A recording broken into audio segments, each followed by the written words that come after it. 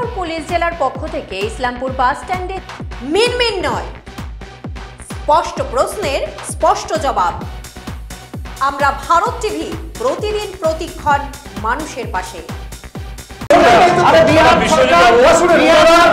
রায়গঞ্জের উন্নয়নে কি এক হবে শাসক বিরোধী?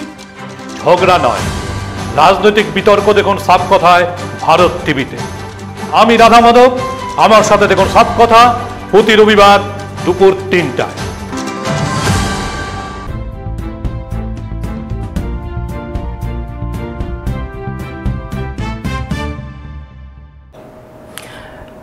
আমরা অনেক কিছু জানি, অনেক কিছু শিখি, কিন্তু নিজেকে সুস্থ রাখার পেছনে কোন চাবিকাঠি রয়েছে যার উপরে ভিত্তি করে আমরা নিজেকে একটু সুস্থ রাখতে পারি, সেই প্রশ্নের উত্তর খুঁজতেই আমরা ভারত টিভির পর্দায় আপনাদের সামনে উপস্থিত হয়েছি সুস্বাস্থ্য নাম এই অনুষ্ঠান নিয়ে।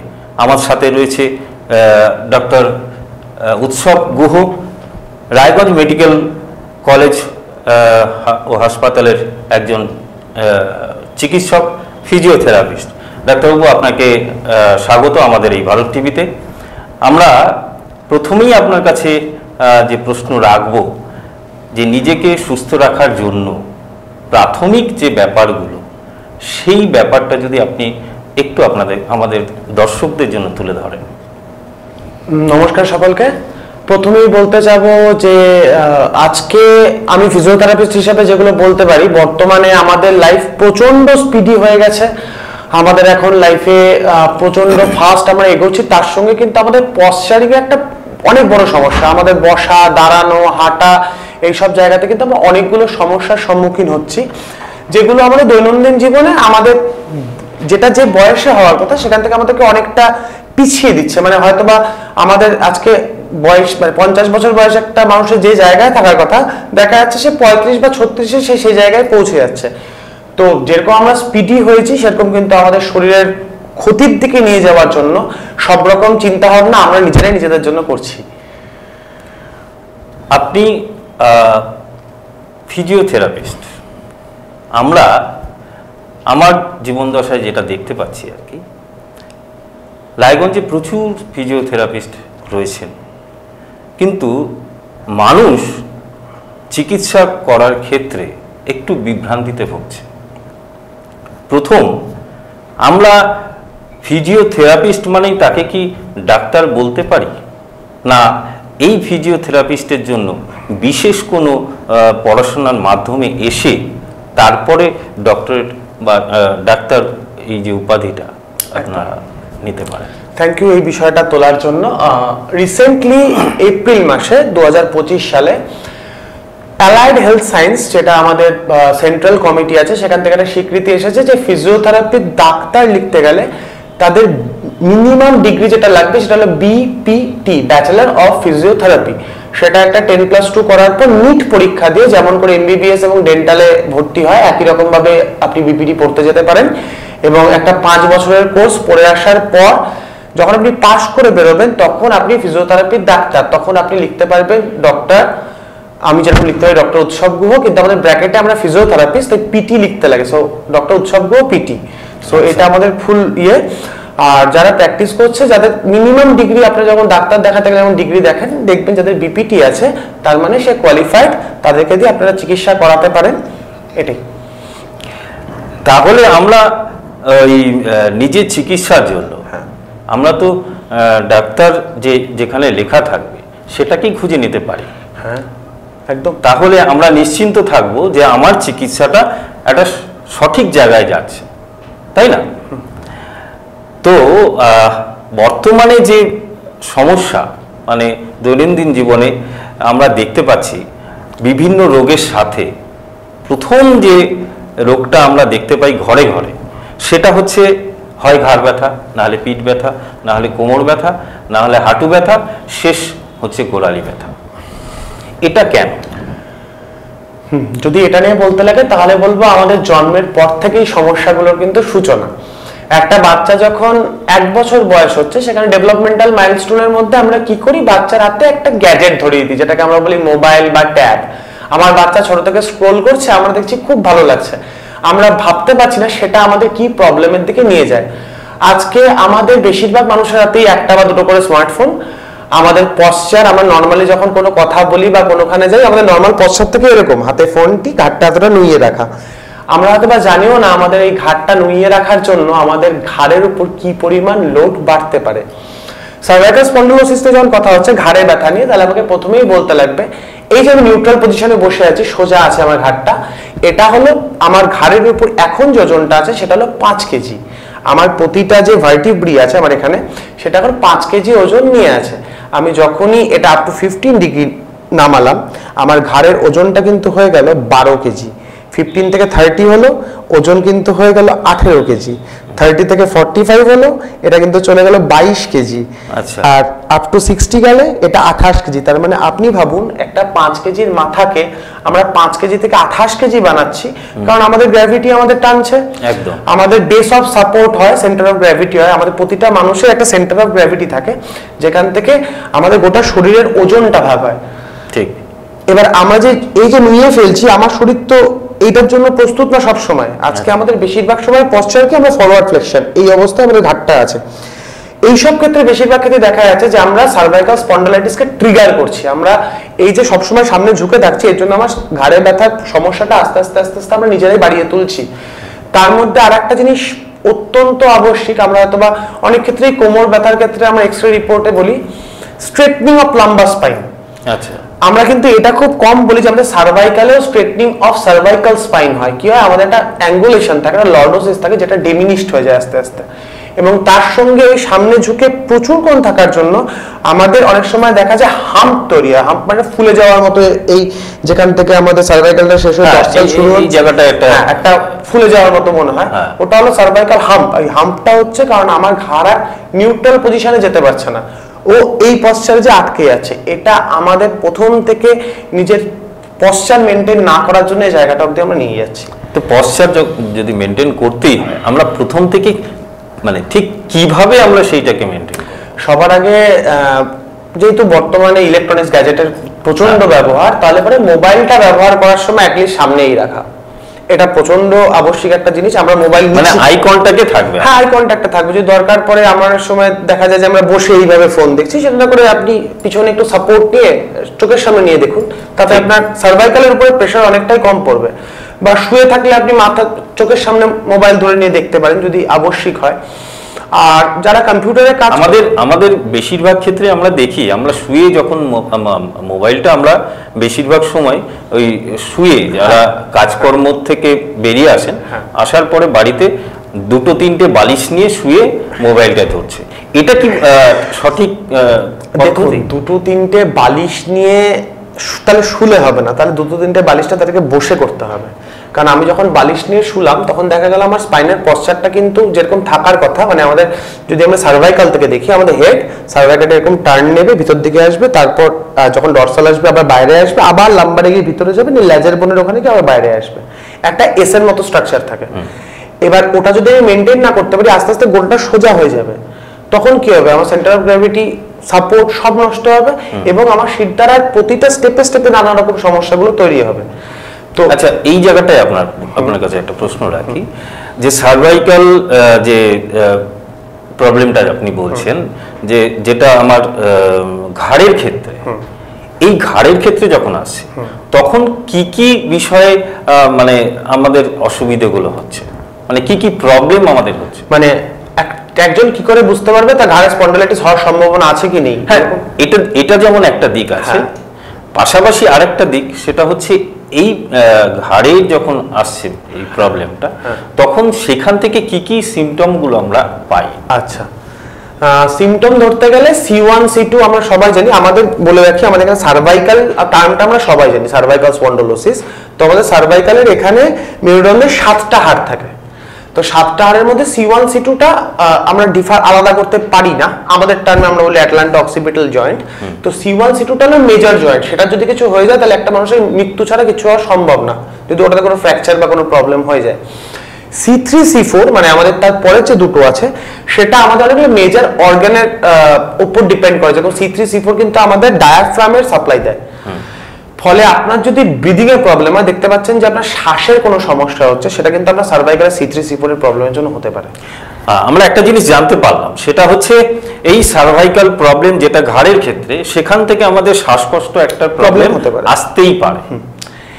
এইবার নামছি C5 C6 C7 এ। যখন আমি C5 C6 C7 নামছি, সঙ্গে T1, T মানে থোরাসিক 1, মানে আমাদের পিঠের এখানকার যে প্রথম ব্যথাটা, সার্ভাইকালের পরের যে হাড়টা সেটা, এই চারটে হলো আমাদের হাতের যে পুরো মাংসপেশি সাপ্লাই আছে, বা আমাদের চেস্ট থেকে শুরু করে এই পুরোটা, এখানে ব্র্যাকিয়াল প্লেক্সাস থেকে পুরোটা সাপ্লাই করে ওই সার্ভাইকাল স্পাইন, মানে C5 C6 C7, মানে কন্ট্রোল করে এখান থেকে, এই ঘাড় থেকে আমাদের হাত দুটোকে কন্ট্রোল করা। হ্যাঁ, মানে আমি হাত দিয়ে যদি ঝিনঝিন ঝিনঝিন ব্যথা নামছে, সেটা কিন্তু আপনার ঘাড়ের সমস্যা, আপনার হাতের সমস্যা না। বেশ, অনেক ক্ষেত্রে দেখা যায় আমাদের আঙ্গুলের ডগাগুলোতে মনে হচ্ছে কারেন্টের শকের মতো লাগছে। একদম ঠিক। আমরা এই প্রবলেমগুলো আমরা খুব দেখতে পাচ্ছি ইদানিং এই প্রবলেমটাই কিন্তু ভীষণ ভাবে আমাদের চোখে পড়ছে, যে আপনারাও হয়তো দেখবেন বেশিরভাগ ক্ষেত্রে মানুষ বারবার করে বলছে আমার ফ্রোজেন শোল্ডার হয়েছে। আমরা এই টার্মটা আমরা পাই, এটাও তো এইখান থেকেই আসছে।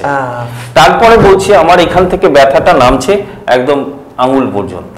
হ্যাঁ, এইটা নিয়ে যদি আপনি আমার দর্শক, সবার আগে বলে দিই, আঙ্গুল অবধি নামছেটা সার্ভাইকাল দায়ী। ফ্রোজেন শোল্ডারের জন্য সার্ভাইকাল দায়ী নাও থাকতে পারে। ফ্রোজেন শোল্ডার আলাদা একটা অসুখ। আচ্ছা, ফ্রোজেন শোল্ডার টার্মটা আমরা সবাই শুনি, আসলে আমরা এটাকে ফ্রোজেন শোল্ডার বলি না, এটা আপনাদের সুবিধার্থে আপনাদের জন্য আমরা এটাকে বলি পেরি আর্থ্রাইটিক শোল্ডার।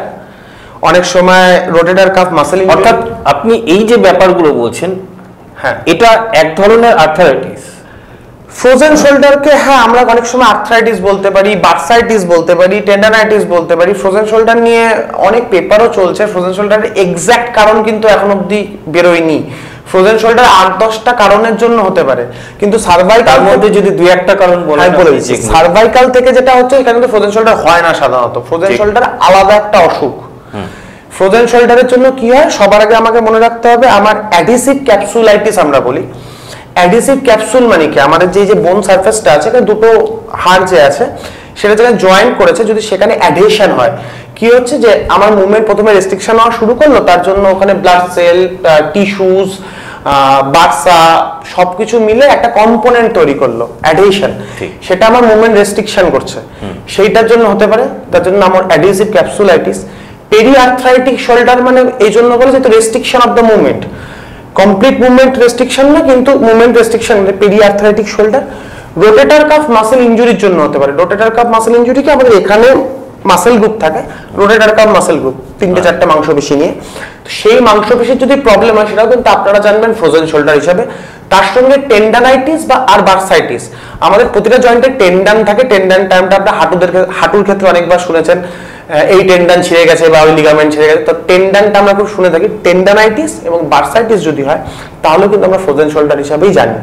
আচ্ছা, তো এতগুলো, এইটা যদি খুব সাধারণ ভাষায় বলি, মানে আমার যে দর্শক শ্রোতা বন্ধুরা রয়েছেন, তারা তো ধরুন যে এই যে ডাক্তারি টার্মগুলো, তারা তো সেটা বুঝতে পারবে না। তাহলে তাদেরকে আমি খুব সাধারণভাবে যদি বোঝাতে চাই, তাহলে কিভাবে? আচ্ছা, যদি ফ্রোজেন শোল্ডার নিয়ে খুব সাধারণভাবে বলতে হয়, আপনার হাত উঠছে না, আপনার হাত উঠতে রেস্ট্রিকশন হচ্ছে। প্রথমত হাতের যে আমাদের শোল্ডারে 3খানা মুভমেন্ট আমরা রেস্ট্রিকশন দেখতে পারি। আমাদের শোল্ডারের সব থেকে কঠিন মুভমেন্ট এবং ফ্রোজেন শোল্ডারে যেটা সব থেকে বেশি সমস্যা, সেটা হলো ইন্টারনাল রোটেশন। কি, আমার হাত পিছনে যেতে চায় না, এইটা সব থেকে কঠিন। তারপর দেখবো কি অ্যাবডাকশন অ্যাডাকশন, সাইডে উঠছে না। আর তার আগে সামনে পিছনে, তার যদি আপনার হাত সামনে পিছনে উঠছে, তার মানে তার হাত এখনো আগে কিছুটা হলেও ভালো আছে। তারপর আসবে অ্যাবডাকশন অ্যাডাকশন, সাইড মুভমেন্ট। আর সব থেকে কঠিন মুভমেন্ট হলো ইন্টারনাল রোটেশন, পিছনে নিয়ে যাবা। বেশিরভাগ ক্ষেত্রে ফ্রোজেন শোল্ডার পেশেন্টদের দেখা যায় ইন্টারনাল রোটেশনটা থাকে না, এখান থেকে কমপ্লেইন করে যে হাত যাচ্ছে না। আর অ্যাবডাকশন অ্যাডাকশন দেখা যায় যে 90 ডিগ্রিও যেতে চায় না, 60 to 65 এর রেস্ট্রিকশন চলে আসে।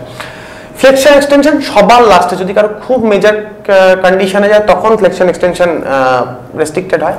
এসব ক্ষেত্রে কতগুলো এক্সারসাইজ খুব ভালো কাজ করে, যেটা নর্মাল আপনি বাড়িতে বসে করতে পারেন। আমরা যেমন বলি পেন্ডুলার এক্সারসাইজ, হাতে একটা জলের বোতল নিয়ে হাতটাকে পুরো লুজ ছেড়ে দিন, যেমন করে আগেকার দিনে আমাদের পেন্ডুলামে যে ঘড়িগুলো হতো, একই রকম ভাবে লুজ ছেড়ে দিয়ে একটা জলের বোতল দিয়ে আপনি মুভমেন্ট করতে পারেন, যেটা আপনার খুব ভালো কাজ করে।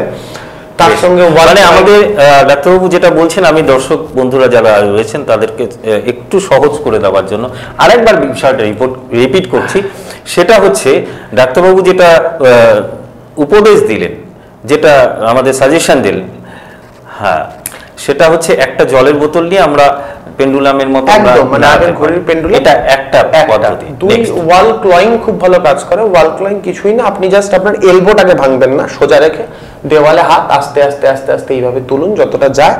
এবার যখনই আপনি এলবো ভাঙবেন না, আপনাকে আস্তে আস্তে দেওয়ালের দিকে এগোতে হবে, কোনো মতেই আপনার এলবো ভাঙবে না, আচ্ছা, কোনোই ভাঙা যাবে না। হাত উঠছে, আপনি আস্তে আস্তে দেওয়ালের দিকে আগাচ্ছেন, একইভাবে পেছাচ্ছেন, এই দুটো করতে পারে। আর যে কোনো টেন্ডানাইটিস আর বার্সাইটিস হলে ইনফ্লামেশন হয়, কি হয়, জায়গাটা গরম হয়ে থাকে, আমরা অনেকে গরম শেক দিই, সেটা না দিয়ে আইস কম্প্রেশন দিন, বরফ শেক দিন, অনেকটা বেটার কাজ করে। তার গরম শেক দেব না। যদি ইনফ্লামেশন থাকে তাহলে গরম, ইনফ্লামেশন বলতে আপনি কি বলতে চাইছেন? একটা জায়গাতে যদি, যখন কোনো একটা ইনজুরি আছে, আমি যখন বলছি টেন্ডানাইটিস বা বার্সাইটিস, তাহলে ওইখানে অনেকগুলো কম্পোনেন্ট তৈরি হয়ে আছে, ফলে জায়গাটা আগের থেকে তুলনামূলকভাবে বেশি গরম। তো গরমের মধ্যে যদি গরম দিই তাহলে সমস্যা বাড়তে পারে। একদম।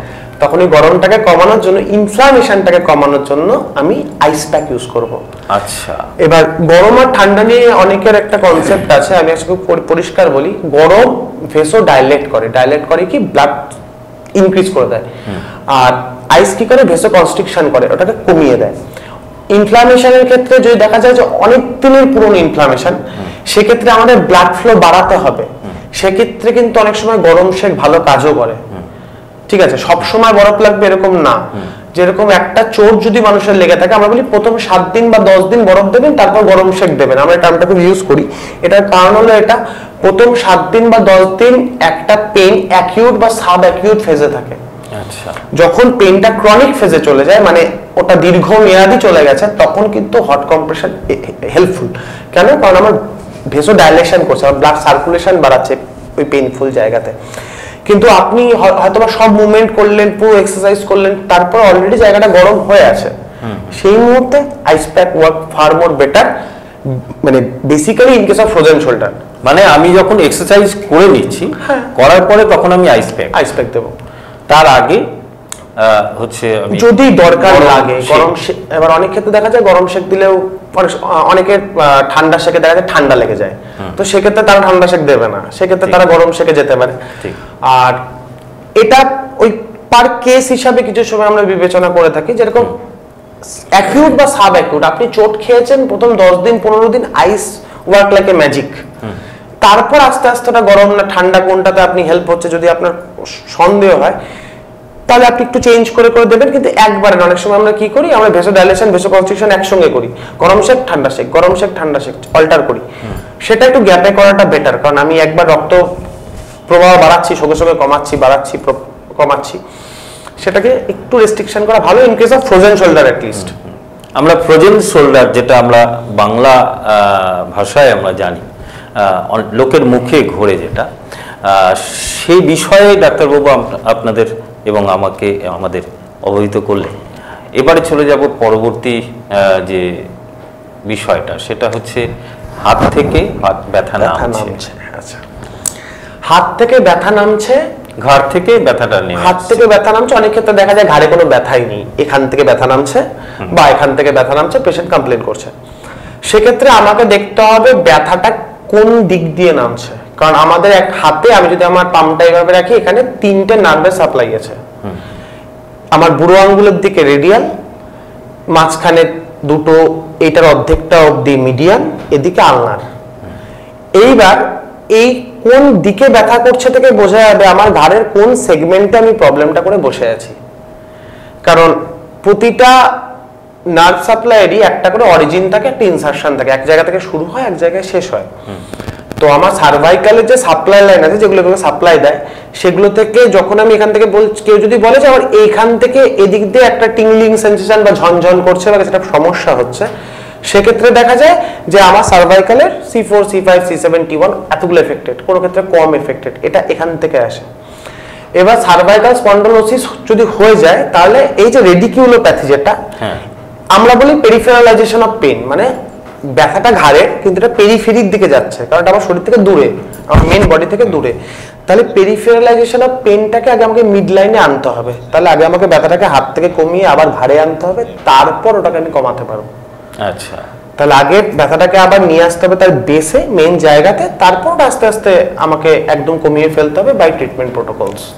বেশ। এই যে প্রবলেম, সার্ভাইকাল প্রবলেমের জন্য এতগুলো অসুবিধা হচ্ছে আমাদের শরীরে, তো এটার কারণটা আপনি কি বলছেন সেই ওই ইলেকট্রনিক্স ডিভাইসের কারণেই? ইলেকট্রনিক্স ডিভাইস একটা কারণ।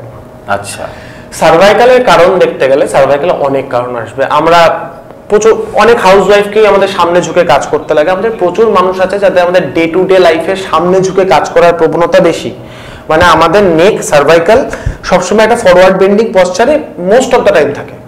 আমরা সামনে ঝুঁকি কিন্তু সেটাকে কোনোদিন আমরা ব্যালেন্স করার চেষ্টা করি না। আমাদের ব্যালেন্স করা শিখতে হবে, মানে আমি সামনে ঝুঁকছি, আমি চেষ্টা করবো তারপর অ্যাটলিস্ট পিছনে একটুখানি টিল্ট করে নেওয়া, যাতে আমি কিছুটা হলেও আমার ড্যামেজটাকে কন্ট্রোল করতে পারি। তার সঙ্গে কিছু স্ট্যাটিক নেক এক্সারসাইজ আছে যেগুলো খুব ভালো কাজ করে, যেগুলো আমাদের বেসটাকে সাপোর্ট দেয়। আর তার সঙ্গে কি আছে আমাদের সার্ভাইকালের জন্য? আচ্ছা, আর একটা জিনিস যেটা অনেকেই আমরা ভুল করি, আমরা অনেক সময় আমি বালিশ ছাড়া শুলে আমাদের ঘাড়ের জন্য সেটা খুব ভালো। এটা ভাবার কিন্তু কোনো কারণ নাই যে বালিশ ছাড়া শুলে আপনার ঘাড়ের জন্য অনেক ভালো কিছু হবে, কারণ আমাদের সেই সঙ্গে আরেকটা জিনিসও আমরা নিদান শুনেছি অনেক ডাক্তারের কাছে, সেটা হচ্ছে শুধু বালিশ নয়, বিছানায় কোনো রকম তোষক বা গদি থাকবে না। তোষক বা গদি থাকবে না, এটা একদম সাইন্টিফিক। কারণ নরম সারফেস কি করে? আমার স্পাইনের পশ্চার নষ্ট করে। আমরা এখন যে অনেকখানে দেখা যায় আমাদের খুব নরম গদি, দেখা গেল স্প্রিং এর মতো ঢুকে যাচ্ছি, সেক্ষেত্রে কি হয়, আমরা যখন বিছানায় শুয়ে থাকি আমাদের শরীরের কিছুটা part connect with the ground, মানে বিছানার সঙ্গে যুক্ত থাকে। সেটা যদি স্টেবিলিটি না থাকে তাহলে আমার গোটা শরীরটা কিভাবে মুভমেন্ট করছে আমার শরীর জানে না, তো সেটা ক্ষতিকর। একটু মানে শক্ত সারফেসে একটু মানে তুলনামূলকভাবে যাতে এরকম না হয় যে আপনি হাত দিলেন ঢুকে গেল এতটা, সেটা আমাদের জন্য সত্যিই ক্ষতিকর। আচ্ছা, না ডাক্তারবাবু যেটা বলছেন, কিছু বাড়িতে আমি লক্ষ্য করেছি সেখানে মানে পরিবারের মধ্যে একটা বাকবিতণ্ডা হচ্ছে। না, ডাক্তারবাবু বলেছেন আমাকে গদি ছাড়া শুতে হবে, সুতরাং একটা চাদর ছাড়া কিছু থাকবে না। হ্যাঁ, না সেরকম এটাই কি ঠিক? না একটা শক্ত মানে গদি না, কিন্তু একটা তোষক থাকতেই পারে। দেখুন, নারকেলের ছোবা যে জাজিম না কি বলে, দ্যাট ইজ হেল্পফুল। মানে আমাকে একটা টাফ সারফেস লাগবে, ঠিক, মানে যেটার উপর ঘুমালে পরে আমি বুঝতে পারি যে না আমি কিছুর উপর একটা শুয়ে আছি, that's have a hard surface. আমি যাতে এখন প্রচুর মানে আছে ওই যেগুলো আমরা ঘুমাই তোষকের মতো বা কার্লন যেগুলো আমরা বলে থাকি, সেগুলো এরকম আছে আমি ভিতরে ঢুকে যাচ্ছি, সেগুলো আমার স্পাইনকে স্টেবল রাখতে লাগে। সেটাকে আমরা অ্যাভয়েড করব। একটা হ্যাঁ, আমি প্রচন্ড নরমে শোবো না, একটা একদম কাঠের মধ্যে ঘুমানো কারো পক্ষে ডেলি সম্ভব না, অ্যাটলিস্ট এই যুগে এসে। একদম। তো একটা মিনিমাম সাপোর্ট যাতে আপনার একদম প্রচন্ড শক্ত না লাগে বাট প্রচন্ড নরম না, যাতে আপনার স্পাইনটা যে পশ্চারে আছে পশ্চারটা মেনটেন করতে পারে। এবার যদি বালিশে আসি, বালিশে শোবেন না অনেকে বলে, কিন্তু তার সঙ্গে কিন্তু একটা কথা ডাক্তারবাবুরা বলে দেখবেন, ঘাড়ের তলে একটা তোয়ালা দেবেন বা একটা কিছু রোল করে ঘাড়ের নিচে রাখবেন। আমরা সেই টার্মটা ভুলে যাই একদম। আমরা শুধু বলি কি বালিশে শোবেন না, ডাক্তারবাবু বলেছেন, আমরা কোনোদিন এটা ভাবি না যে আমাদের ঘাড়ের তলায় কিছু একটা রাখতে উনি বলেছিলেন। আমি একটু আগে যখন আপনাকে বলছিলাম তখনই বলছিলাম না যে আমাদের মাথাটার পরে ঘাড়টা একটু ভিতরে ঢুকেছে। এবার আমরা যদি সোজা কোনোখানে বসি দেখবেন আমাদের পিঠটা আর আমার মাথাটা কোনোদিন এক লাইনে থাকে না, মাথাটা একটু আগে থাকে, পিঠটা একটু পরে থাকে। একদম। এই যে মাথার সঙ্গে পিঠের যে গ্যাপটা, এটা মেকআপ করা হলো বালিশের কাজ। মানে আমার তাহলে আমরা যা দেখতে পাচ্ছি, আপনি যেটা বলতে চাইছেন সেটা হচ্ছে বালিশটা এমন হওয়া উচিত আমার যে এই মাথা আর পিঠ, হ্যাঁ, সেই গ্যাপটাকে মেনটেন করার জন্য যতটুকু দরকার ততটুকু। এবং অনেক ক্ষেত্রে আমরা সাইড রোটেশন, মানে আমরা কাত হয়ে ঘুমাই। এবার আমি যদি কাত হয়ে ঘুমিয়ে থাকি, বালিশ না নেই, তাহলে আমার ঘাড় এতটা অব্দি বেঁকে যাবে, এটা তো আমার নরমালি রাখা আরো বেশি বেঁকবে। একদম। তো সেখানে আমার সাপোর্টটা যদি এরকম থাকে, ঘাড়টা এরকম থাকে। এবার আমরা বালিশ অনেক ক্ষেত্রে নেই কি শুধু এখান থেকে নেই, জাস্ট আমরা গলাটা শেষ হলো তারপর বালিশ নেই, সেটাও ঠিকঠাক উচিত না, আমাদের একটু নিচ থেকে নেওয়া উচিত, আমরা সার্ভাইকালটাকে সাপোর্ট দেওয়া উচিত, মিনিমাম সাপোর্ট। আপনারা দেখলেন ডাক্তারবাবু যে পরামর্শ দিলেন, সার্ভাইকাল যে প্রবলেমগুলো আমাদের কোথা থেকে আসে, কিভাবে আসছে, আপনারা নিশ্চয়ই লক্ষ্য করলেন, আপনারা নিশ্চয়ই সেদিকে লক্ষ্য রাখবেন। আমরা ছোট্ট একটা বিরতি নেব, ফিরে আসছি বিরতির পর, আপনারা সঙ্গে থাকুন। চড়ছে। দেশ থেকে রাজ্য, জেলা থেকে শহর, সকাল থেকে রাত, দিনভর শুধুই খবর। দেখুন ভারত টিভি। প্রতিদিন প্রতিক্ষণ মানুষের পাশে।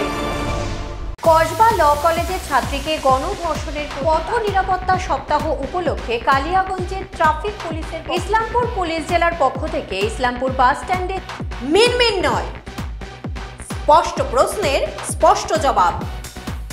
আমরা ভারত টিভি, প্রতিদিন প্রতিক্ষণ মানুষের পাশে। রায়গঞ্জের উন্নয়নে কি এক হবে শাসক বিরোধী? ঝগড়া নয়, রাজনৈতিক বিতর্ক দেখুন সাপ কথায় ভারত টিভিতে। আমি রাধা মাধব, আমার সাথে দেখুন সাপ কথা প্রতি রবিবার দুপুর 3টায়। দেশ থেকে রাজ্য, জেলা থেকে শহর, সকাল থেকে রাত, দিনভর শুধুই খবর। দেখুন ভারত টিভি। প্রতিদিন প্রতিক্ষণ মানুষের পাশে। কসবা ল কলেজের ছাত্রীকে গণধর্ষণের পথ নিরাপত্তা সপ্তাহ উপলক্ষে কালিয়াগঞ্জের ট্রাফিক পুলিশের ইসলামপুর পুলিশ জেলার পক্ষ থেকে ইসলামপুর বাস স্ট্যান্ডে মিনমিন নয়, স্পষ্ট প্রশ্নের স্পষ্ট জবাব। আমরা ভারত টিভি, প্রতিদিন প্রতিক্ষণ মানুষের পাশে। রায়গঞ্জের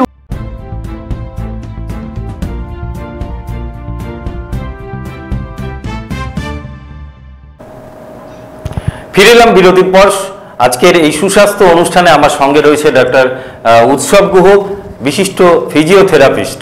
আপনারা তার পরামর্শ শুনছেন এবং আরও পরামর্শ আমরা শুনতে চাইব।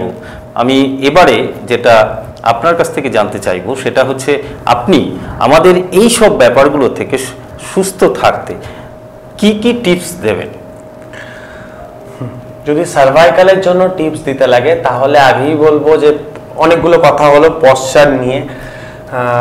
বসার পশ্চার ঠিক করুন। যারা কর্পোরেট ওয়ার্ক করছেন বা যারা অনেকটা সময় চেয়ার টেবিলে বসে থাকেন তারা মেনটেন করবেন যাতে আপনার যখন সোজা হয়ে বসা অবস্থায় আমাদের এলবোটা ভাঁজ করলে যে জায়গাটা হয়, আমার টেবিলের সাইজ যাতে সেই সাইজে হয়, আমার মনিটর যাতে আমার চোখের সামনে থাকে, আমাকে যাতে বেশি সামনে নোয়াতে না হয়। কিছু বেসিক এক্সারসাইজ আছে যেগুলোকে আমরা সবাই মোটামুটি জানি, স্ট্যাটিক নেক এক্সারসাইজ আমরা বলে থাকি, যেটা আমরা ঘাড়ের নর্মাল এক্সারসাইজ। সেগুলো সবাই জানি যে একটা হাতকে সাইডে রেখে হাত দিয়ে মাথাকে ঠেলা, মাথা দিয়ে হাতকে ঠেলা। সেগুলোতে কিছু কারেকশন আমার মনে হয় বলে দেওয়া উচিত। আমরা আসলে এইভাবে ঠেলে থাকি, একদম না। ইট শুড বি 90, হাতটা 90-তে থাকবে। এবং আমার এখানে কিন্তু এই যে আমার এখানে যে জয়েন্ট স্ট্রাকচারটা আছে, মানে আমার জাস্ট টেম্পোরালের নিচে আমার এখান থেকে টিএম যে জয়েন্টটা যে আছে তার একদম গোড়ায় থাকবে। এবার হাত দিয়ে মাথাকে ঠেলবো, মাথা দিয়ে হাতকে ঠেলবো, ঘাটটা কিন্তু সোজা, আমার নেক কোনো মুভমেন্ট করবে না। আপনি এখানে বুঝতে পারবেন মাসল দিয়ে একটা নামছে, যে মাসলটাতে কাজ হবে সেই মাসলটাতে একটা পাওয়ার আপ করবে। একই রকম ভাবে এদিকে যখন সামনে করব তখন আমাদের ফ্রন্টাল লোব আছে, আমাদের যে স্কালের যে ফ্রন্টালটা আছে সেখানে জাস্ট দুটো হাত দিয়ে এই সাপোর্ট বা একটা হাত দিয়ে সাপোর্ট দিয়ে হাত দিয়ে মাথাকে, মাথা দিয়ে হাতকে ইকুয়াল প্রেসার, ঘাড় কিন্তু নড়বে না, এরকম ঘাড় নড়বে না, ঘাড় সোজা, ঠিক। Neck should be in stable position. একই রকম ভাবে আমার এখানে আছে হলো প্যারাইটাল, একই রকম ভাবে প্যারাইটাল হোল্ড সেম। একই রকম ভাবে আমার এখানে যে ম্যান্ডিবাল আছে, ম্যান্ডিবালটা হোল্ড। সব ক্ষেত্রে দেখুন ঘাটটা কিন্তু সোজা। এটাকে আমরা বলি স্ট্যাটিক নেক এক্সারসাইজ, যেটা আমরা সবাই কতক্ষণ এবং কবার? 10 সেকেন্ড হোল্ডিং রাখতে পারেন, 7 to 10 সেকেন্ড। প্রথমে 5 সেকেন্ডের বেশি পারবে না। 10 to 15 টাইমস ওয়ান্স, একবারে 5 থেকে 10-15 বার করে করুন। এরকম দিনে 2 থেকে 3 বার, দিনে 2 থেকে 3 বার। এবার তার সঙ্গে আমি দুখানা পয়েন্ট অ্যাড করব। যতটা রোটেশন যাচ্ছে রোটেশন করুন, যদি দরকার লাগে একটা হাতে একটু সাপোর্ট দিয়ে এক্সট্রা যতটুকু যায় ততটুকু অবধি করবেন, যতটুকু আপনার ব্যথা করছে না, জোর করে ব্যথা করে একদম না, রেস্ট্রিকশন না দিয়ে আপনার রেঞ্জ অফ মোশন যতটা আছে, আমরা বলি রেঞ্জ অফ মোশন, আমরা ঘাড় যতটা ঘুরছি এটা আমাদের রেঞ্জ অফ মোশন, সেটার মধ্যে যতটুকু হয় ততটুকুই প্রেসার দেব, ওভার প্রেসার দেব না, তাতে কিন্তু পেইন বাড়তে পারে। বেশ, একটা বিষয় আমরা ইদানিং খুব লক্ষ্য করছি, সকালে এবং বিকেলে ছেলেমেয়েরা পিঠে ব্যাগ নিয়ে, বাড়ির মহিলা বা পুরুষ যাই বলুন, ব্যাগ নিয়ে ছুটছে কোথায় বলুন তো? জিমে। এই জিম কালচারটা কি সঠিক না, এই নিয়ে আপনি কি বলতে চাইবেন? আপনি অথবা জানেন আমার নিজেও ইউটিউবের চ্যানেল আছে, সো জিম নিয়ে আমি আগেও বলেছি। জিম কোনো সমস্যার জিনিস না, কিন্তু সমস্যার জিনিস আমরা জিমে কিছু এক্সট্রাঅর্ডিনারি জিনিস করতে যাই যেটা আমাদের জন্য সমস্যা। যেরকম জিমে প্রথম যে প্রবলেমগুলো আমরা চেম্বারে বা হসপিটালে দেখে থাকি, তার মধ্যে প্রথম সমস্যাটা হলো দুখানা এক্সারসাইজ নিয়ে আমার জিমে প্রবলেম আছে। প্রথম হলো ডেড লিফট। ডেড লিফটের পজিশন যদি আপনি ঠিকঠাক না জানেন, ডেড লিফট কিন্তু আপনার স্পাইনের কোমরের 12টা বাজিয়ে দিতে পারে। ঠিক। আর হলো স্কোয়াটিং। স্কোয়াটিং এবং ডেড লিফট প্রপার পজিশনিং এ করা শুরু করুন। যদি প্রপার পজিশনিং এ স্কোয়াটিং আর ডেড লিফট না হয়, তাহলে কিন্তু আপনার শির দ্বারা পার্মানেন্ট ড্যামেজ অবধি হতে পারে। মানে একদম আমি কিন্তু ডিস্ক হার্নিয়েশন, পিআইভিডি, ডিস্ক প্রোল্যাপস অনেক কিছু দেখেছি ডিউ টু দিস। তার সঙ্গে আমাদের যে মাসেলগুলো থাকে, মানে আমরা বলি যে কোর মাসেলগুলো যে থাকে, সেগুলো তো অবধি পাওয়ার আপের প্রবলেম হয়। তার সঙ্গে মাসেল টর্ন, মানে মাসেল ছিঁড়ে যাওয়া, এসব প্রবলেম তো খুব নর্মাল। জিম যারা করছেন নিশ্চয়ই খুব ভালো, শরীর স্বাস্থ্য আমরা সকলেই ভালো রাখতে চাই, আমাদের সকলেরই দরকার। কিন্তু সেটার জন্য আমার যতটুকু ক্ষমতা, নিজের ক্ষমতা বুঝুন। হাইট হয়ে ওভার প্রেশার নেওয়ার চেষ্টা করবেন না, সেটা কিন্তু আপনার পার্মানেন্ট ড্যামেজ করতে পারে। আমি প্রচুর মানুষের দেখেছি পার্মানেন্ট ড্যামেজ। আর আপনাকে স্পাইনের পশ্চার বুঝতে হবে।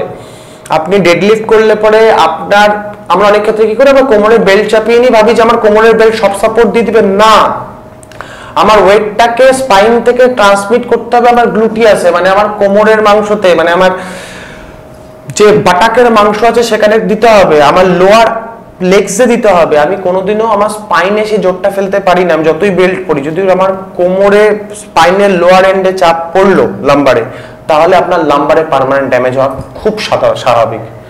একই রকম স্কোয়াট করছি, হাতে ডাম্বেল নিয়ে ওয়েট করছি, এভরিথিং ইজ ফাইন।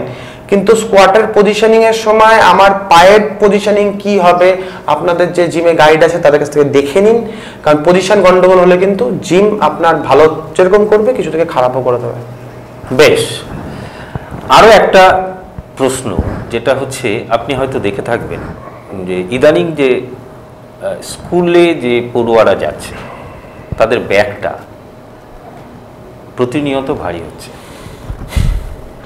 তাতে কি তাদের কোনো এফেক্ট আসছে না স্পাইনাল? প্রচুর প্রচুর প্রচুর। এটা হলো আগামী 10 বছরের মধ্যে হয়তোবা আমাদের মহাদেশে, মানে ভারত, বাংলাদেশ, পাকিস্তান, শ্রীলঙ্কা, যেহেতু ইউরোপিয়ান কান্ট্রিতে ব্যাক কালচারটা সেরকম নেই, এটা one of the major problem in child development হতে চলেছে। একদম। একটা বাচ্চার ব্যাগের ওজন নেওয়ার ক্ষমতা তার শরীরের ওজনের 1/10 ঠিক। এবার 50 কেজির ওজনের বাচ্চা খুব কম স্কুলে যাচ্ছে, তো ছোট ছোট গুড়ি বাচ্চা 12 কেজি, 15 কেজি, 20 কেজি তাদের ওজন হয়, তাদের ব্যাগের ওজন হতে হবে 1 থেকে 1.5 কেজি। এবার সে যদি 7টা পিরিয়ডে 7টা বই, হোমওয়ার্ক আর ক্লাস ওয়ার্কের আলাদা খাতা, 14টা খাতা নিয়ে যায়, তাহলে তার ব্যাগের ওজন কমসে কম 6 থেকে 7 কেজি। তার সঙ্গে একটা 1 লিটারের জলের বোতল এবং একটা টিফিন বাটি। একদম। So it's maybe 8 to 10 KG luggage একটা বাচ্চার জন্য, যার পিঠে ঘাড়ে নামার ক্ষমতাই 2 কেজি। আর বাচ্চাদের বয়সটা কিরকম বলুন তো? এই বয়সটা হলো গ্রোয়িং এজ, আমাদের বয়স বাড়ন্ত বয়স। ডোয়ার্ফিজম অব্দি হতে পারে, বাচ্চার যে হাইট গ্রোথ হওয়ার কথা সেটা অব্দি স্টপ হয়ে যেতে পারে, বোন গ্রোথ আটকে যেতে পারে, মাসেল ডেভেলপমেন্ট আটকাতে পারে, স্পাইনের জন্য আমরা বলি স্কোলিওসিস, স্পাইন বেঁকে যেতে পারে, প্রচুর প্রবলেম হয়। মানে এটা একটা সাংঘাতিক ব্যাপার। এই বিষয়টাকে মনে হয় ভীষণভাবে গুরুত্ব দেওয়া উচিত। একদম। এবং সবথেকে বড় কথা, আমরা ডিজিটাল যুগে চলে এসেছি, সেক্ষেত্রে তো বইয়ের সংখ্যা কমে যেতেই পারে। স্কুলে পার ক্লাস স্টুডেন্টদের উপরে যদি একটা, এখন তো যেটা ইউরোপিয়ান বা বড় শহরগুলোতেও আছে, একটা করে সেলফের মতো আছে যেখানে নিজের বই খাতা রাখা যায়, যতটা কম ক্যারি করা যায়। আর তার সঙ্গে পিঠের যে ব্যাগটা নেয়, আমরা অনেক ক্ষেত্রে না ব্যাগটাকে ঝুলিয়ে নিই, স্ট্র্যাপটাকে ঢিলা করে দেই স্টাইলের জন্য মেবি। আচ্ছা, এই জায়গাটা আমি আরেকটা জিনিস জিজ্ঞেস করতে চাই। ধরুন আমরা বারবার স্কুলকে মানা করা সত্ত্বেও তারাও পারছে না, কোনো একটা বিষয় সেই জায়গাটায় বই বা খাতা নিতেই হচ্ছে।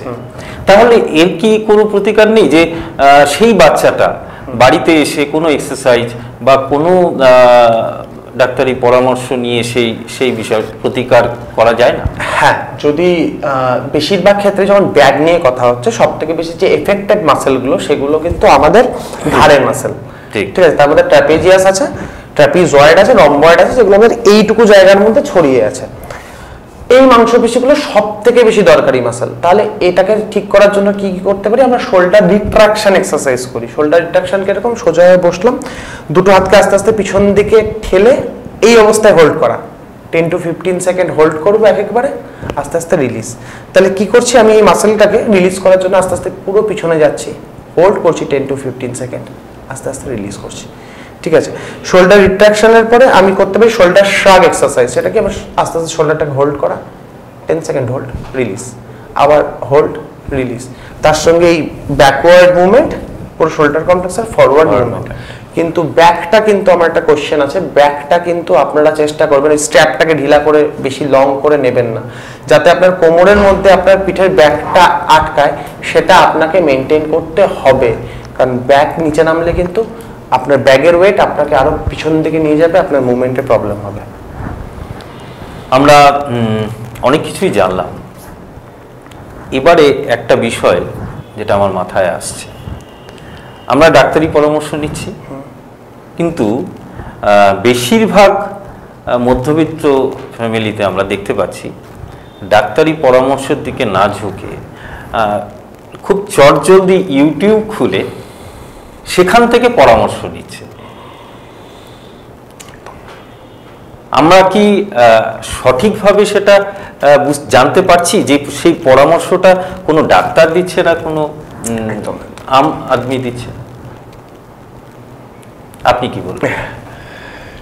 ফেসবুক বা ইউটিউব, সোশ্যাল মিডিয়া সাইট যাই বলুন না কেন, ডিজিটাল মার্কেট বা ডিজিটাল ফিল্ড, আমি নিজেও ইউটিউব করি, আমার নিজের একটা ইউটিউব চ্যানেল আছে, তাই আমি আরো ভালো রিলেট করতে পারছি।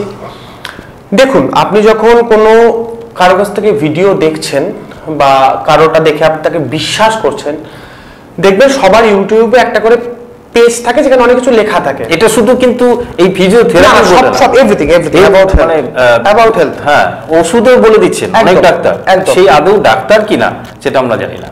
অ্যাবাউট হেলথটা আপনাদের খেয়াল করে রাখা উচিত, কারণ অ্যাবাউট হেলথ আপনি যখনই যাবেন দেখবেন একটা মানুষ সম্বন্ধে, যখন আপনি ফেসবুকে তার পেজটা খুলবেন দেখবেন ওখানে খোলা যায়, খুললে পর তার সম্বন্ধে ডিটেলস থাকে। এবার এখনকার যুগে যেরকম ইউটিউব আছে সেরকম ভাবে কিন্তু ফেসবুকও আছে। ঠিক, তাদের একটা ফেসবুক লিংক বা একটা পেজ থাকবে, সেখানে গিয়ে একবার ঘুরে আসুন না। সবই তো এখন তো ইন্টারনেটের অ্যাভেলেবেল, এবার ঘুরে আসুন, দেখুন যে সে কোন কাজটা করছে বা সেই প্রফেশনের সঙ্গে যুক্ত কিনা। কারণ প্রফেশনের সঙ্গে যুক্ত থাকা লোক কিন্তু নিজের প্রফেশনাল জায়গায় কোনো জায়গায় ভুল কথা বলবেন না। কারণ অনেক চ্যানেল আছে যারা শুধু ডাক্তারবাবুরা আনেন, তারপরে আপনারাও একটা কনফিডেন্ট পান, আমি এখানে বসেছি আপনাদের সুস্বাস্থ্যতে, এখানে যারা দেখছে তারাও একটা কনফিডেন্ট পাচ্ছেন। জিনিসটা এরকম, আপনারা যখন ইউটিউব দেখছেন, অ্যাটলিস্ট কার ভিডিও দেখছেন, সে আসলে কি, এইটুকু একটু জেনে নেওয়ার চেষ্টা করবেন। বা একটা চ্যানেলে দেখছেন আজকে স্বাস্থ্য, আজকে অন্য কিছু, সেটা সাধারণত একটু দেখে নেওয়াটা উচিত। একদমই তাই, মানে শুধুমাত্র ফ্যাশন এবং খাওয়া দাওয়া, হ্যাঁ, এই দুটো বাদ দিয়ে বাকিগুলো কিন্তু খুব সেন্সিটিভ জিনিস, তাই নয় কি? তো আমরা ডাক্তারবাবুর পরামর্শ অনুযায়ী এই বিষয়টাকে মাথায় রাখবো। কোনো ডাক্তারি পরামর্শ আমরা ইউটিউব থেকে সরাসরি না নিয়ে আমরা কোনো ডাক্তারের সরাসরি তার চেম্বারে গিয়ে তার পরামর্শ নেওয়াটাই মনে হয় শ্রেয়। সেটাই তো। এবার আসি আবার সেই আরেকটি রোগ, কোমর ব্যথা, ব্যাক পেন।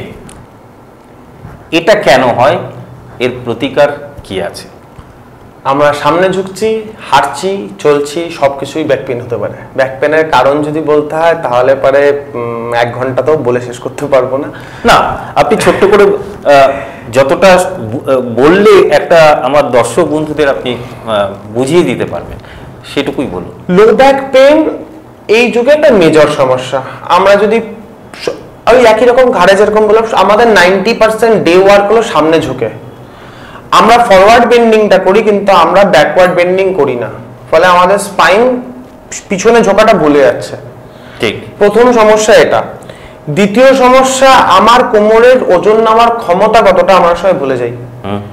আমরা একদম। তার সঙ্গে দায়ী হলো আমাদের খুব অদ্ভুত কিছু পশ্চাৎ আছে। আপনি বাজার করে আসছেন, আপনি হয়তো বাজার থেকে আসছেন, আপনি এই কেজি এই হাতে 20 কেজি ওজন নিয়ে নিলেন, এই হাতে কিছু ফাঁকা, সেটা আপনার স্পাইনের উপর এফেক্ট ফেলতে পারে। আমাদের 10 কেজি, অর্থাৎ আপনি বলতে চাইছেন আমি যখন কোনো লোড ক্যারি করব, চেষ্টা করব আমার balance দুদিকেই যেন সমান সমান সমান থাকে, নয়, মোটামুটি অ্যাটলিস্ট ব্যালেন্স ব্যালেন্স করে চলবে।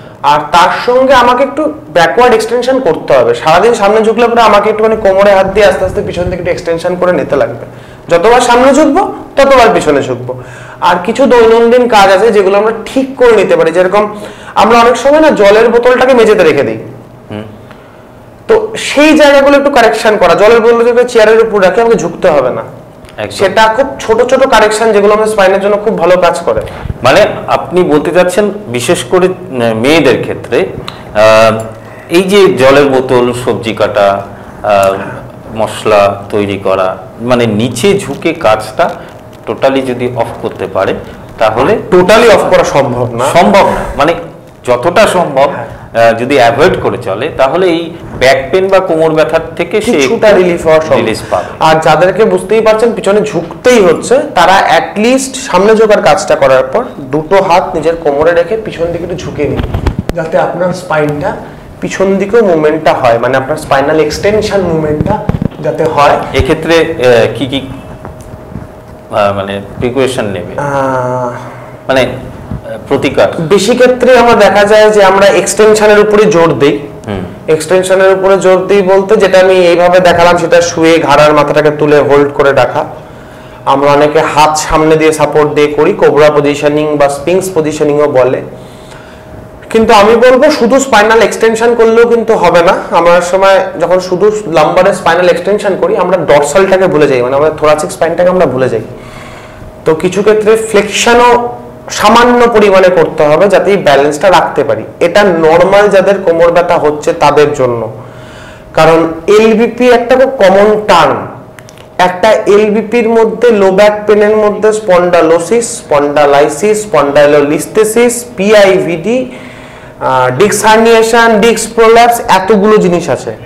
যারা ইনিশিয়ালি কোমর ব্যথায় ভুগছেন, ফার্স্ট স্টেজ বয়সজনিত কারণে ভুগছেন, স্পন্ডালোসিস বা হট করে একটা কোমরে হালকা কিছু পেইন হট করে হয়েছে, এগুলো যারা হচ্ছে এগুলো তাদের জন্য। লিস্থেসিস বা যদি দেখা যায় পিআইভিডি মানে প্রোল্যাপস ইন্টারভার্টিব্রাল ডিস্ক, যদি এগুলো সমস্যা হয় তাহলে ডাক্তারবাবুর সঙ্গে কনসাল্ট করুন বা আপনার ফিজিওথেরাপিস্টের সঙ্গে কনসাল্ট করুন, তারপর কিন্তু আপনি ব্যায়াম করবেন। না হলে কিন্তু ওটা আপনার কন্ট্রাইন্ডিকেশন হতে পারে, একদম ক্ষতি করে দিতে পারে। বেশ, এবার একটু জানতে চাইবো যে কোন ব্যথাটা একটু বিপজ্জনক না কোনটা নরমাল, মানে এটা কি বোঝা যায়? কোমর ব্যথা যদি কোমরে না থাকে পা দিয়ে নামছে মনে হয়, টিংলিং সেন্সেশন, জ্বলে যাচ্ছে, ঝনঝন করছে, অনেকের মনে হয় যে আমি পেশেন্টের কাছে খুব কমন শুনি গ্রামের ভাষায় থপসা লেগে গেছে, মানে বলতে সেন্স পাচ্ছে না। যদি এগুলো হয় ভয়ের জিনিস। আচ্ছা, তাহলে ভয়ের জিনিস আছে যে না একটা রেডিকুলোপ্যাথি কেন হচ্ছে, পা দিয়ে কেন নামছে, ঝনঝন কেন করছে, অনেকে বলছে কারেন্টের শকের মতো লাগে, অনেকে বলে সেন্সই পাচ্ছে না। সো এগুলো যদি হয় লো ব্যাক পেনের ক্ষেত্রে তাহলে কিন্তু সমস্যা অনেকটাই বেশি। আর আরেকটা টার্ম অনেকে খুব কমনলি বলে দেয় সায়াটিকা। সায়াটিকা টার্মটা খুব কমনলি ইউজ হয়। সায়াটিকা তো সায়াটিক নার্ভের কম্প্রেশনের জন্য হয়, কিন্তু এভরিথিং ইজ নট সায়াটিকা। ঠিক আছে, তখন অনেকগুলো জিনিস হতে পারে। সেই জায়গাটা যদি হয় তাহলে নিশ্চয়ই কোনো অর্থোপেডিক সার্জন বা কোনো স্পাইন সার্জন বা আপনার ফিজিওথেরাপিস্ট যেই হোক তাদেরকে দেখান, কারণ এখানে অনেকগুলো সমস্যা হতে পারে যেগুলো কিন্তু আপনি জানবেনও না, যেখান থেকে কি থেকে আপনার কত বড় বড় সমস্যা সামনে আসতে পারে। বেশ, আমরা যারা সংবাদ মাধ্যমে কাজ করি, কেউ ঘরে বসে সারাক্ষণ চেয়ারে বসে কাজ করছে, কেউ বাইক নিয়ে সারাদিন ছুটছে, এদের জন্য কি আপনি কোনো দেখুন সংবাদ মাধ্যম বলে না, যারা বাইক চালাচ্ছেন তাদেরকে একটা কথাই বলবো, অনেকেই বাইক চালান, তাদের ডেলি রুটিনের মধ্যে 50 কিলোমিটার বাইক চালানো লেখা থাকে, কিছু করার নেই due to the daily life. বাইকটার কন্ডিশনটা ভালো রাখুন, স্পিডটা কন্ট্রোলে রাখেন, আর ওই গর্ত ফর্ত আসলে একটু সাবধানে চালাবেন, কারণ আপনার সাসপেনশন যাতে গাড়ির ভালো থাকে। কারণ আপনার যদি কোমরের উপর লোড কনস্ট্যান্ট পড়তে থাকে তাহলে প্রবলেম হতে পারে। যাদের কোমরের ব্যথার ইনিশিয়াল প্রবলেম আছে, যে না বাইক চালাতে গেলে কোমর ব্যথা করছে, তারা শুধু বাইক চালানোর সময়টুকু কোমরের বেল্ট ইউজ করতে পারেন, যেটা আমরা লাম্বার কর্সেট বা লাম্বার ব্রেস বলি। সেই লাম্বার বেল্ট ইউজ করতে পারেন শুধু বাইক যতটুকু সময় আপনি চালাচ্ছেন সেইটুকু সময়, ব্যাস। মানে গর্ত দেখে আমাদের চলা উচিত, মানে কোমরে যেন কোনো প্রেশার না পড়ে, বেশি প্রেশার না পড়ে। কিন্তু বাইক থেকেও একটা ভয়ঙ্কর জিনিস আছে যাদের কোমর ব্যথার প্রবলেমের জন্য, যেটা আমার মনে হয় যে বলা খুব দরকার। বর্তমান যুগে টোটো বা টুমটুম প্রচুর। হ্যাঁ, টোটোতে যারা কোমরের ব্যথার সমস্যা, দয়া করে পিছনের চওড়া সিটে বসবেন না। আপনার কোমরের সব থেকে বেশি ক্ষতি আপনি টোটোতে বসে বানাতে পারেন। খুব ভালো একটা পয়েন্ট।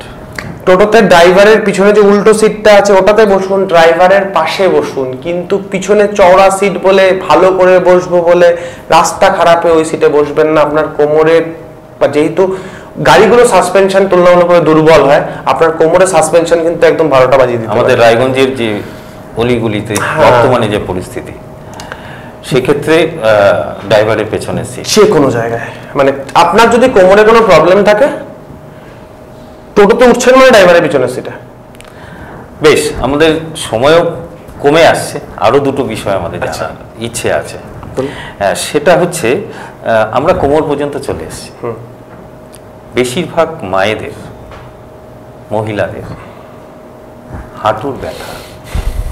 আপনি নিশ্চয়ই আপনি আপনার একটা প্রতিষ্ঠান রয়েছে বা হসপিটাল, অহরহ এই পেশেন্টকে আপনি দেখতে পাচ্ছেন। তাদের জন্য কি বলবেন, মানে কেন হয়? সবার আগে এই নি বা অস্টিওআর্থ্রাইটিস নি বলে আমরা যেটা বুঝি, যদি সেটা হয়, প্রথম জিনিস যেটা ছাড়তে হবে মেঝেতে বসা। বেশ, মেঝেতে বসা যাবে না, হাঁটু ব্যথা প্রচন্ড, ইন্ডিয়ান টয়লেট ইউজ করা যাবে না, you have to shift to commode. বেশ, এই দুটো মেজর।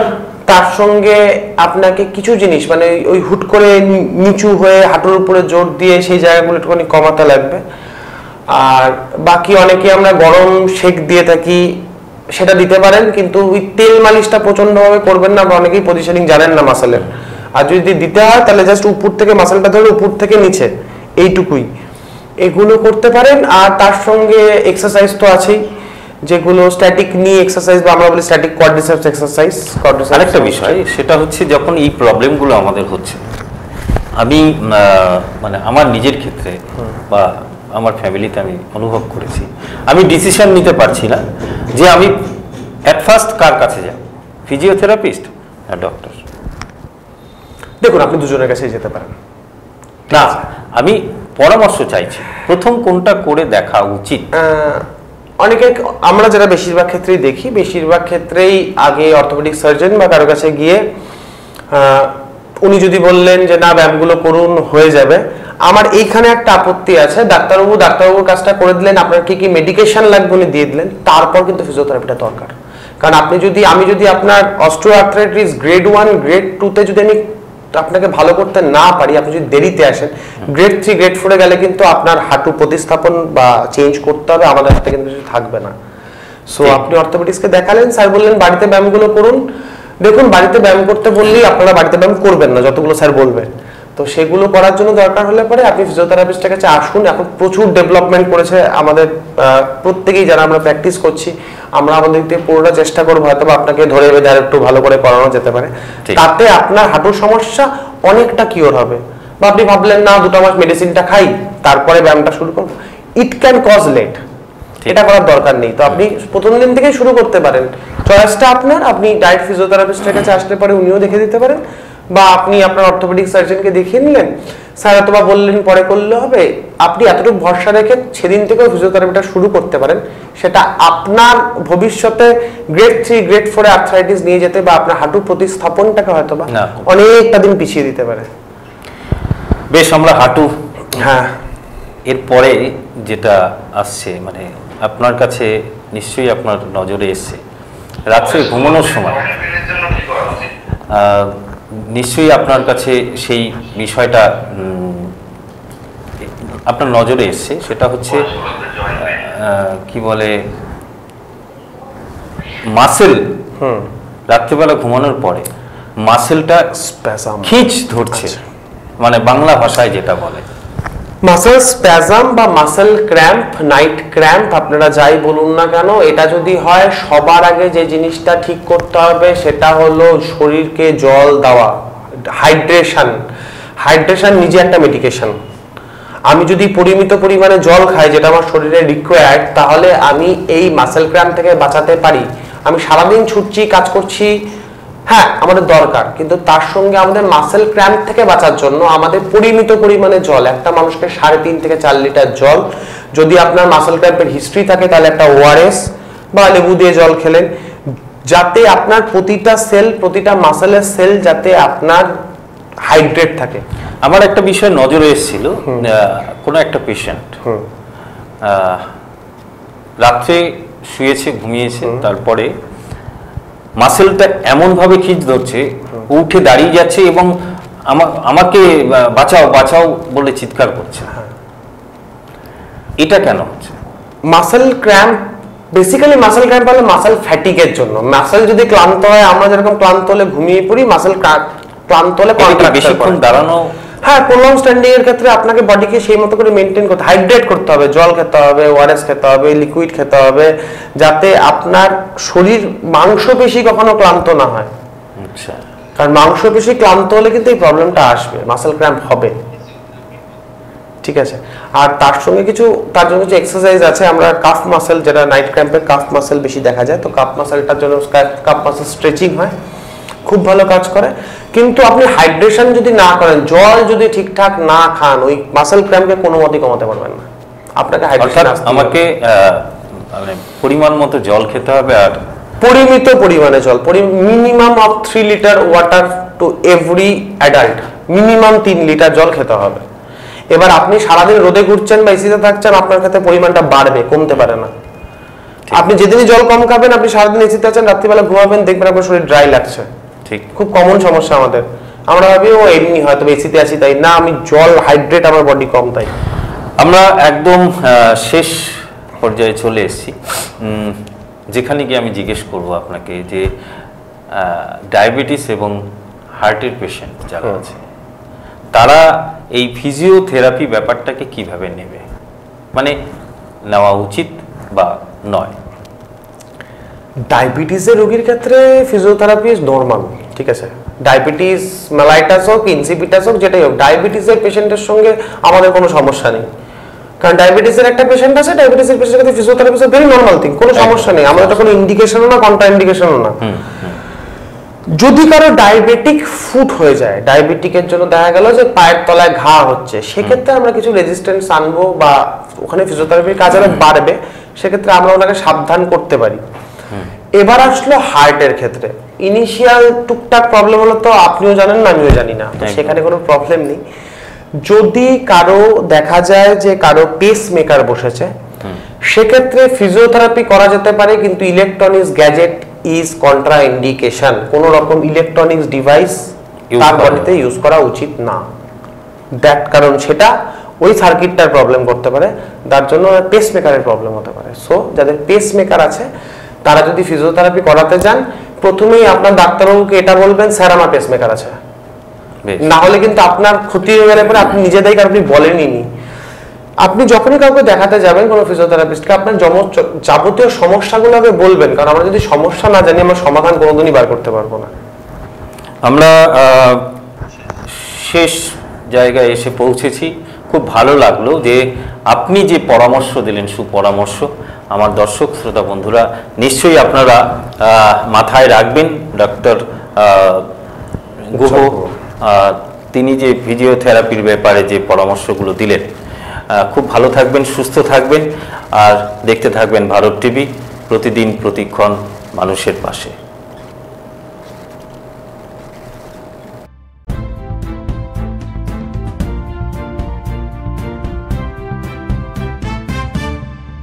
দেশ থেকে রাজ্য, জেলা থেকে শহর, সকাল থেকে রাত, দিনভর শুধুই খবর।